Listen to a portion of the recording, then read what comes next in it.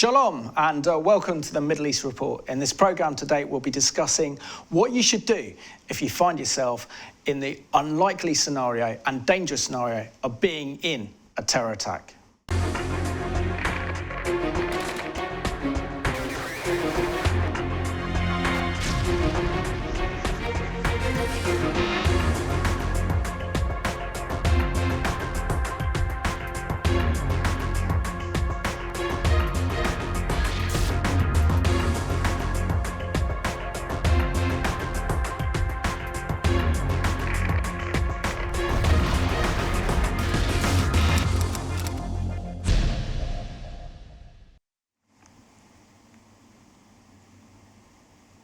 Warm welcome to the program, and today's guest is all the way from Israel. His name is Uriel Goldberg, and you can see from the uniform, works for Magen David Adom in saving lives. So, Uriel, warm welcome to the program. Thank you very much, Simon. It's a pleasure, and we recently just shared a platform together at Glasgow Friends of Israel, so that was great. We got to know you. Uriel, can you share with us your background in growing up in North London and your Jewish education?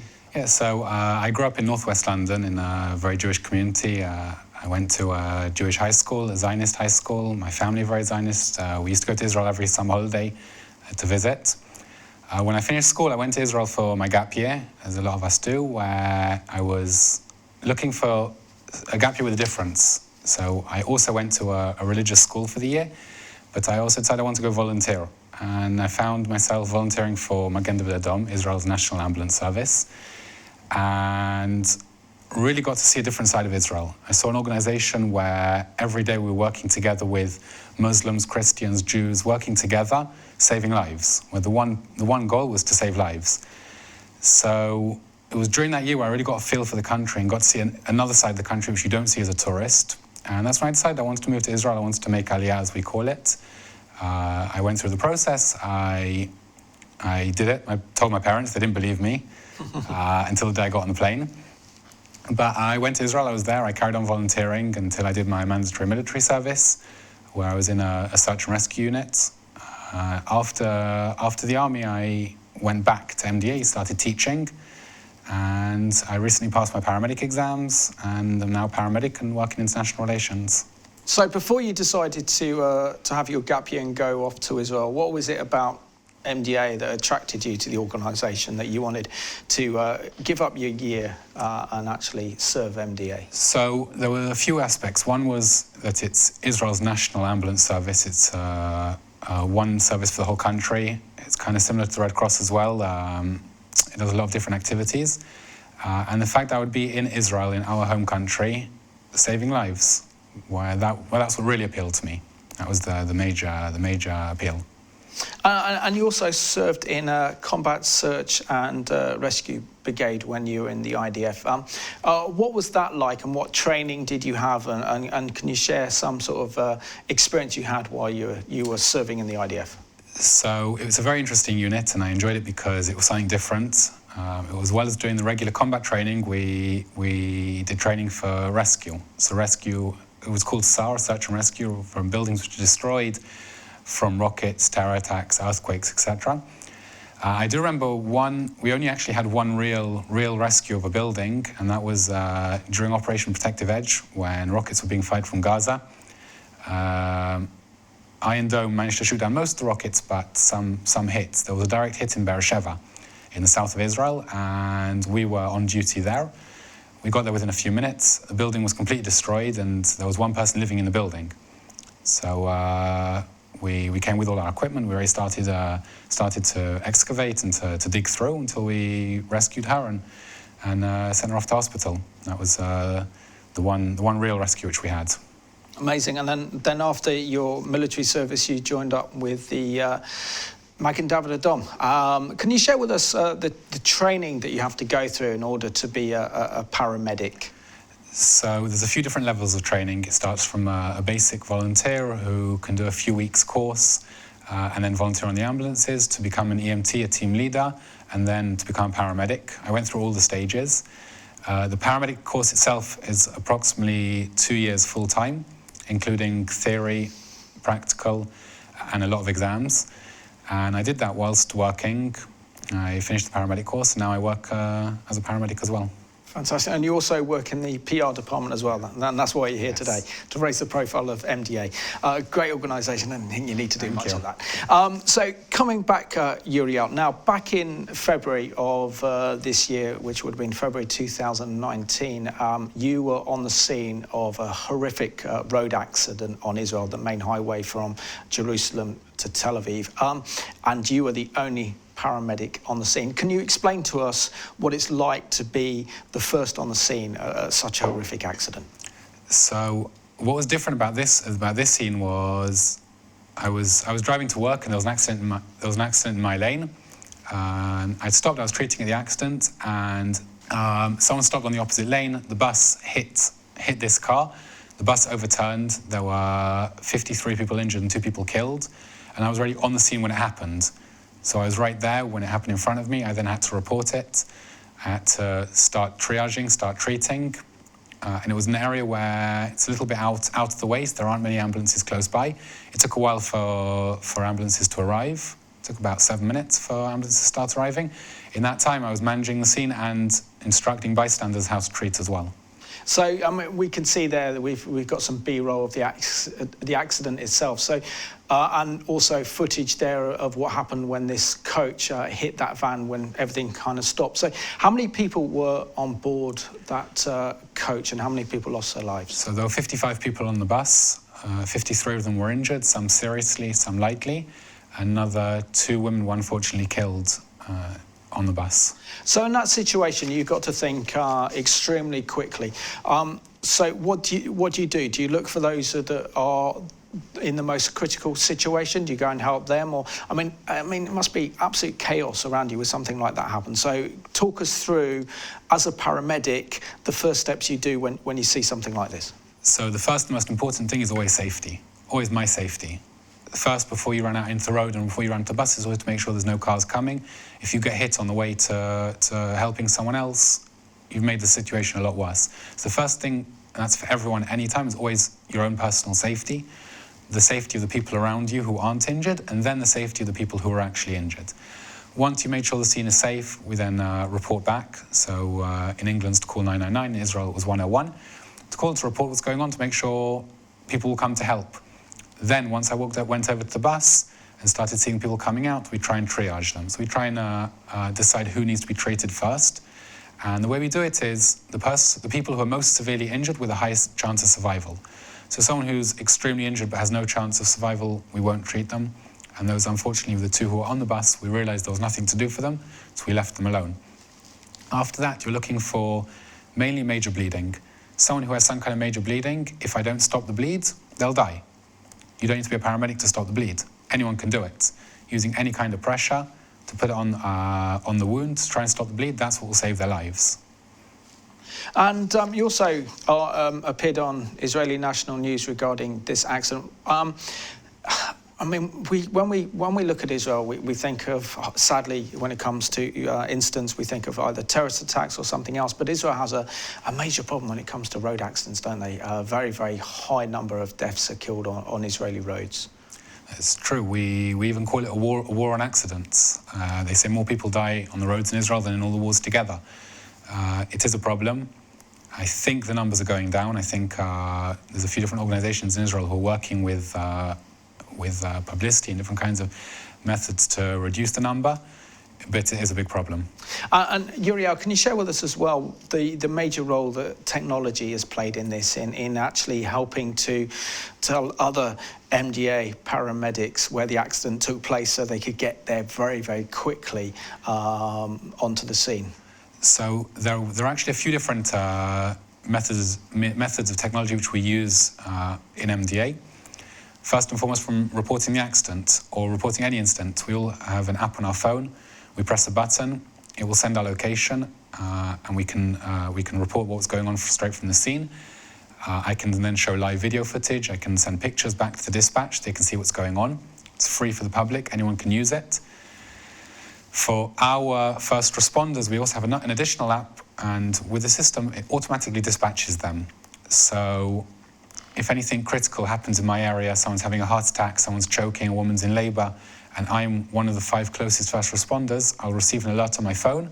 I can then press that I'm on my way. The system then knows that I'm on the way. It'll send me all the information about the incident, and I can navigate directly there, report. I can treat and then report until the ambulance actually arrives, and even save a life in those few minutes. And how important is it to get as much information about the accident or the actual scene you're going to beforehand? How critical is it to have that information?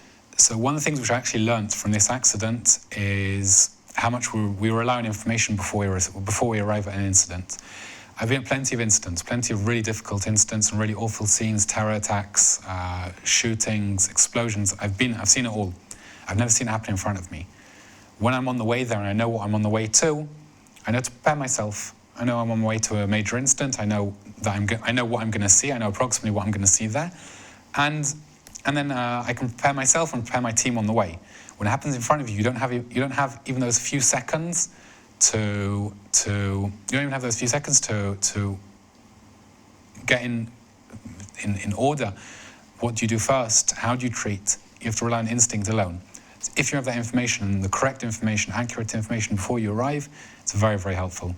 Excellent. So let's have a look now at how Israeli technology is saving lives in Israel.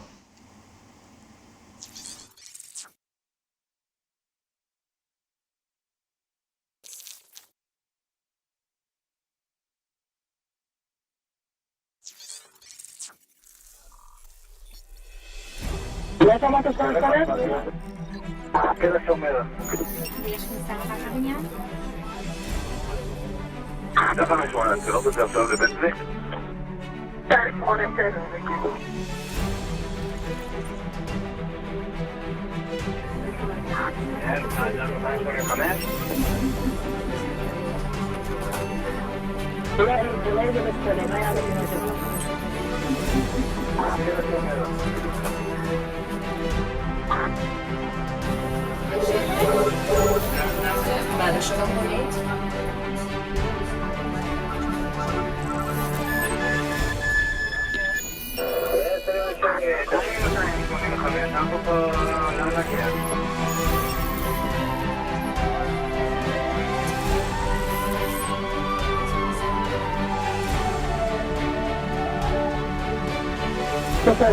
بنزك تعرف هنا بعد شلون بنيت؟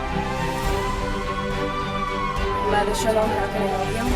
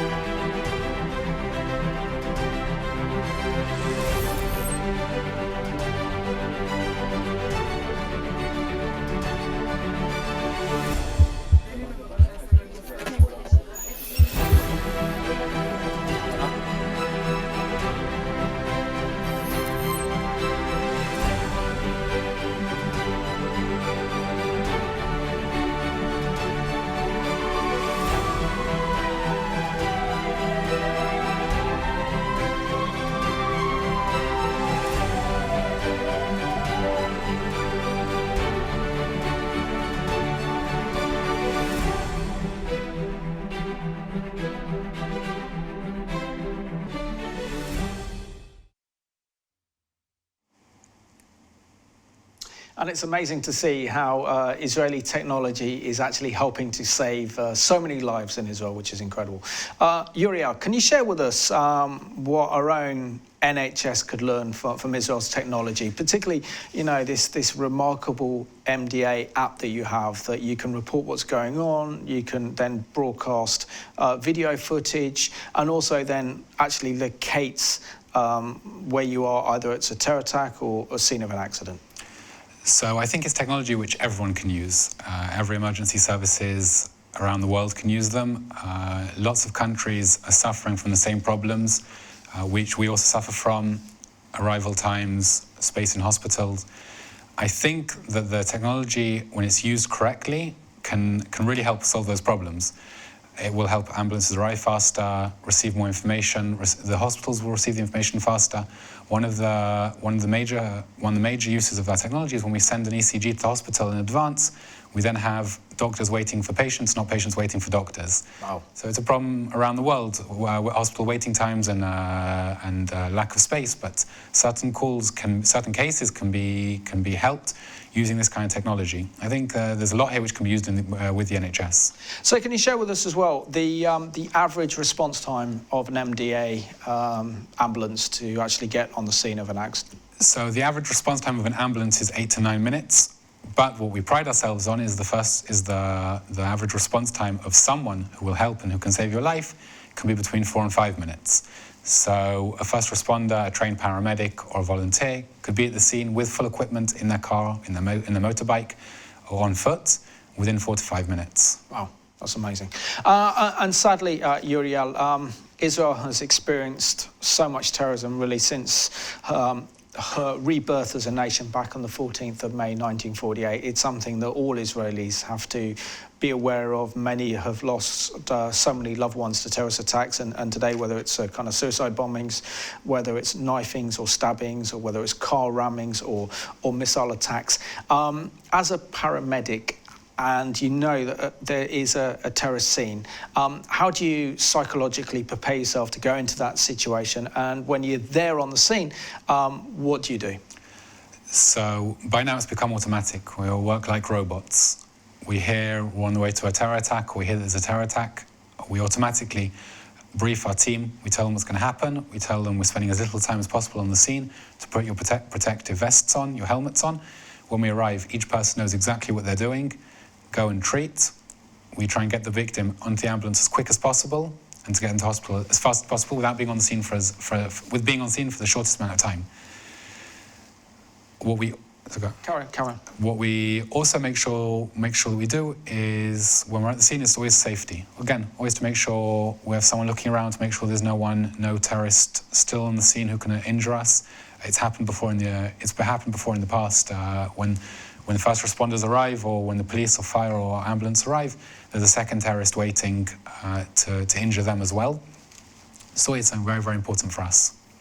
And I mean, we know that Israel's had to respond to some horrific terrorist attacks over the years. Not as much as in previously. If we go back to the second Intifada in 2000, which was absolutely horrific, where we had suicide bombings going off almost on a daily basis in Jerusalem and Tel Aviv, and people just going out for a coffee find themselves blown up in the most hideous manner. When you're dealing with this situation, which is very, very tough to deal with, but you also deal with the perpetrators of those terror attacks as well. How do you cope when you know that you are having to treat a terrorist who's responsible for killing a few of your own citizens? So I think it's the same point. We're acting on automatic.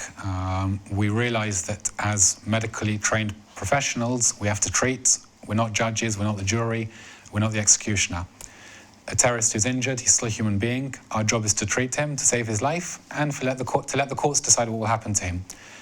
We do that. We treat them the same way. We'll save their lives, and then we'll evacuate them to hospital where they'll be arrested and they'll be prosecuted.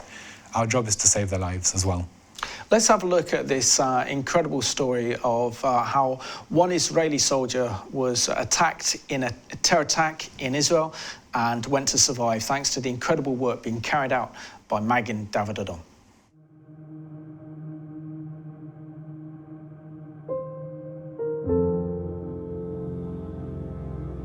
I am Daniel Elbaz. I'm 23 years old. In the army, I've had many positions. I was tough.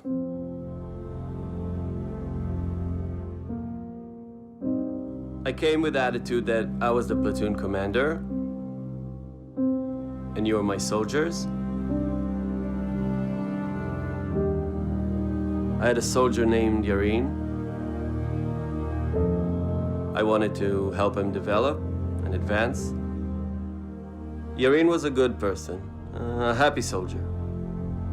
He was very determined to succeed in the army.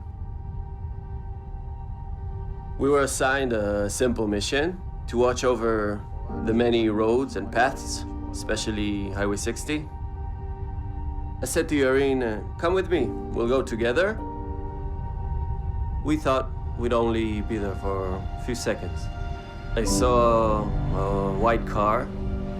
A terrorist came driving at us at full speed. He hit Yarin, flew into the air. His body fell to the ground and was bleeding. Everything was quiet. I saw Yarin lying on the ground bleeding. He was unconscious. I see the terrorist is trying to get out of the car. I was able to identify the terrorist and neutralize him. People are coming to the world to some purpose. And my purpose, I think, is to help someone. This is our destiny. We got a call to go to a road called 60. When I first saw him, he was unconscious. He was with a lot of blood on his face, on his chest. And at that point, I didn't think that he will survive. I told the driver, push the gas, drive 140, don't stop. The throat was with a lot of blood and teeth. He cannot take breath, so we need to ventilate him. We took the clothes out. We opened him 2 IV lines. We called the hospital from the way. They are going to be prepared with the many doctors. On my heart, he is not going to survive. So we did everything to get him alive to the trauma center. We pulled him to the bed of the hospital, of the trauma center. Then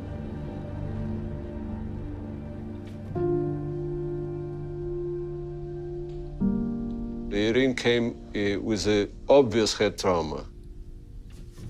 He was unconscious, not moving, nothing, full of blood. You expect the badness. He was completely swollen with tubes, with machines. In the first hours, I just asked the entire nation of Israel to pray. I entered the room and I could not recognize him so well. There were people crying and praying outside. The same paramedic that treated Yarin, I remember visited him. I saw him 2 or 3 days after. The doctor is here. He told me that if I will stay there 5, 6 to 8 minutes, it was not survive. The Yarin case was a great example of taking care of badly injured patient in the field, not wasting time. And they saved his life because there's nothing else. Suddenly, I wake up in a hospital. I have no idea how I am alive.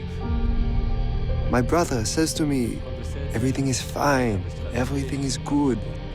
After a week, he woke up against all odds. Thank God it happened, and he was able to speak. He regained his ability. Wow. You see, I have tears. I saw him and I spoke with him. And I told him that now it's the beginning of your new life. Don't give up. Don't give up. It was a battle all the time. I would go to therapy every day. In the beginning, I would fall. I would try again, and again I would fall. Then I said, no, enough. I must stand again. There was a lot of patients that didn't survive those kind of terror acts. He just didn't give up, that's all. Yair is not just a paramedic who saved my life. He's like my brother. How to say it? Get to my heart, because he's a miracle. He's a miracle. Yair saved my life. 10 months after the attack, we still talk. I did not expect a connection like this. Yarin, he told me, you are my best friend because you saved my life. Yarin taught me that everything is possible.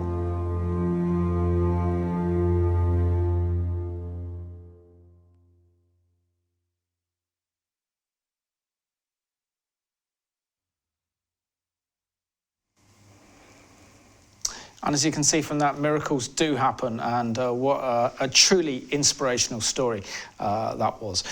Uriel, what is it like when you actually save a life? Unfortunately, not all of our cases end like that, but when it does, it's very, very moving. To know that you've saved someone's life and that everything that they do from then on is thanks to you or thanks to your team is really an amazing feeling, and it really fulfills the Talmudic saying, he who saves one life as if he saves an entire world. When you save one person, you save their generations forever. So it really, really is moving. Excellent. And Uriel, what would you do? And this is where we're using your expertise and your experience. That sadly in 2017, Britain was hit by a wave of Islamist terrorist attacks that started in March with an attack on Westminster Bridge, which was a car ramming, and then a police officer was stabbed.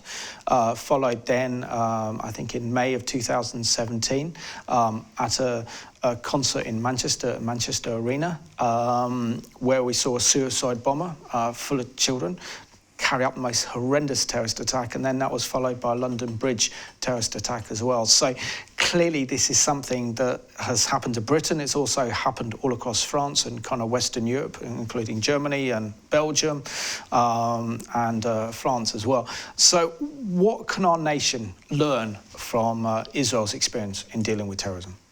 So the most important thing, as I mentioned before, is safety. First of all, to make sure it's safe. If you need to run away and hide, to run away and hide. If the scene is safe and you can help, the most important thing, and what we learn from the statistics, is the most amount of people who die, who could have been saved or could have survived, is because of bleeding, major bleeding. That means that we have to stop the bleed. Someone has a major bleed anywhere on the body, to put pressure on it, to tie a blanket, to tie a scarf, a shirt, whatever it is, to try and stop the bleed, and that's what will save the most amount of lives. And, you know, we do see some incredible stories, such as the, I think it was the Amsterdam train going from Amsterdam to Paris. We saw some courageous US soldiers decide to tackle the terrorists, which saved the train from a massive number of casualties. But very few people are willing to kind of risk their lives. If people are in a situation where they feel they can confront a terrorist, should they, or is the best thing to do is hide? Or is it just a gut instinctive feeling that you have to have when you're there and make that assessment very quickly? It's very difficult to say now, to tell now what people should do in a case like that. Each to their own. The usual recommendation is safety, is to make sure you're safe, to make sure everyone else is safe. But you can't tell someone from here what's doing that kind of instant. No instant is the same. No two instants the same. People have to decide for themselves. And in a scenario where we saw with the London Bridge terrorist attack, that people were stuck in restaurants, they were stuck in pubs, they were very fearful that terrorists would come in and start killing people. And it's different also when they've got guns as well. In that scenario, what should they do? If they're inside a building and they can try and barricade themselves in to make sure no one will be able to break in or no one will be able to come inside, that's the best. Or to try and hide under tables, protect children, protect elderly people, to really try and make sure there won't be any additional people injured. So let's just remind ourselves of what happened in June of 2017, and this was the London terror attack that occurred on London Bridge. Oh my God!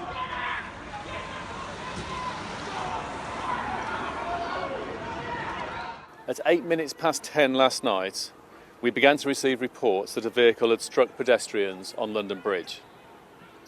The vehicle continued to drive then from London Bridge to Borough Market. The suspects left the vehicle, attempting to stab a number of people, including an on-duty British Transport Police officer who was responding to the incident, and he received serious injuries, fortunately not life-threatening. Armed response officers then responded very quickly and bravely and confronted the 3 male suspects who were shot and killed in Borough Market within 8 minutes of the first call.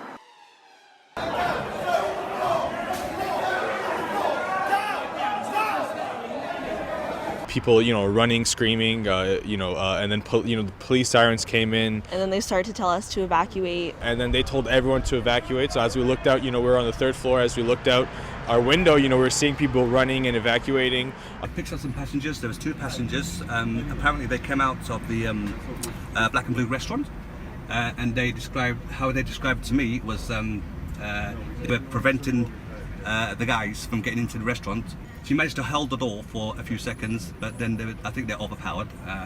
So they managed to escape from the rear door. I'm appalled and furious that these cowardly terrorists would deliberately target innocent Londoners and bystanders enjoying their Saturday night. There can be no justification for the acts of these terrorists, and I'm quite clear that we will never let them win, nor will we allow them to cower our city or Londoners.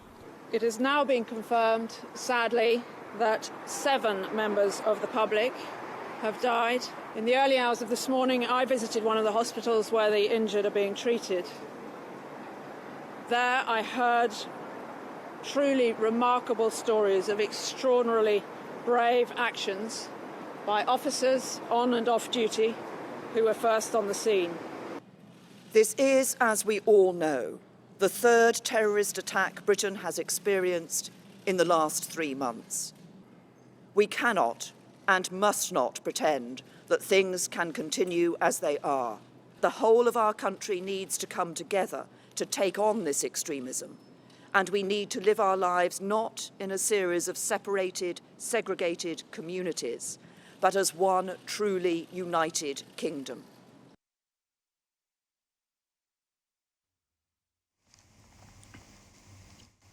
And just reminds us all that we have to be very, very vigilant in the face of terror and in the case of terrorist attacks. And, we never know. We could be caught up in a kind of terrorist scene. And that's why it's so important that we stay calm and that we look out for our own safety, but also then help others as well.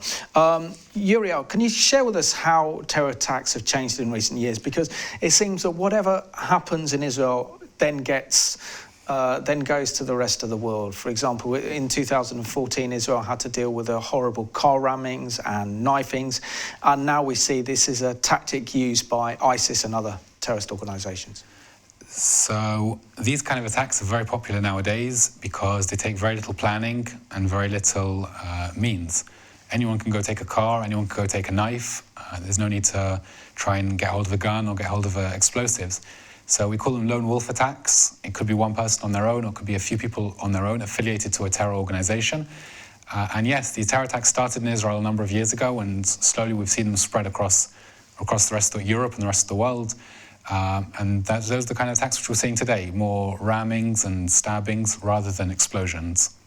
And also you're involved with MDA in providing a course that helps to equip people to deal with a major terror instance or a major accident so that they are prepared and they know what to do in the event of such an emergency.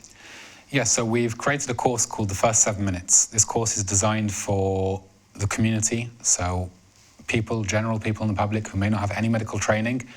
And in 4 hours, we give them the tools to deal with and how to help themselves and help the people next to them in the result of a terror attack. So until today, we've taught it in a number of countries, including America, Greece, Hungary, Canada, Australia, England, Italy, and additional countries. And it really is a course which prepares people. It teaches them how they can save a life, even with very limited training and no equipment. Excellent. So we're going to have a look at this video now, produced by Forces TV in cooperation with the NHS, that tells us what we should do in the event of finding ourselves in a horrible situation, being involved in a terror attack.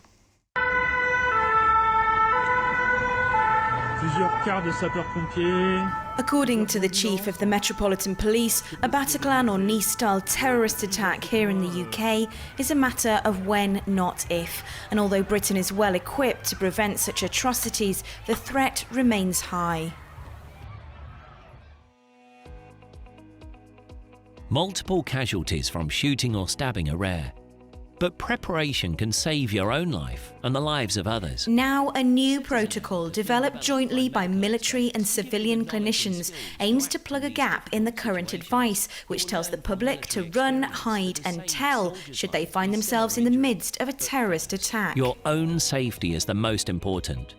Run and escape if you can. Hide if you cannot escape. And tell the emergency services. At the moment, we have a gap in resilience for the public. We tell them to run, hide and tell, but we don't tell them what to do if they have casualties after they have got to a place of safety. We've learnt on the battlefield in conflict situations that if you unfortunately die, you're probably going to die quite quickly, and you're going to die from bleeding. So the skills we have to get far forward, and we have done this with individual soldiers, is to have the knowledge and equipment to actually stop external bleeding. Your greatest chance to save lives is to stop bleeding. You must act quickly. Severe bleeding can kill in just a few minutes. We have a specific experience in being able to deal with blast and gunshot injury. And what's happened after every major conflict in the last 200 years is that medical experience learnt in that conflict is then transferred across into the civilian community. That's exactly what we're doing here. We're taking our hard-won military medical lessons to improve the healthcare of the civilian population. The Citizen Aid instructions can be found on their website, and an app and simple instruction booklet will also be available. So inside the instructions, it will tell you how to use the other people at the scene most effectively. It will tell you the information that the emergency services will ask when you phone 999. It will tell you very simply how to prioritise the injured that you find to make sure that you treat the sickest first. And once you start to treat an individual patient, it will take you through in the right order to treat the right injuries first to make sure you can save the most lives. The instructions are as picture-based as possible, which prevents problems with language barriers or literacy. What I absolutely believe is that if we can spread that learning into the civilian setting, then when faced with the same type of injuries after a shooting or a bombing, again, we can ensure that we avoid unnecessary deaths. The Citizen Aid website is publicly available at www.citizenaid.org, and the free app and instruction booklet will both be available in the new year. Hannah King, Forces News in Birmingham.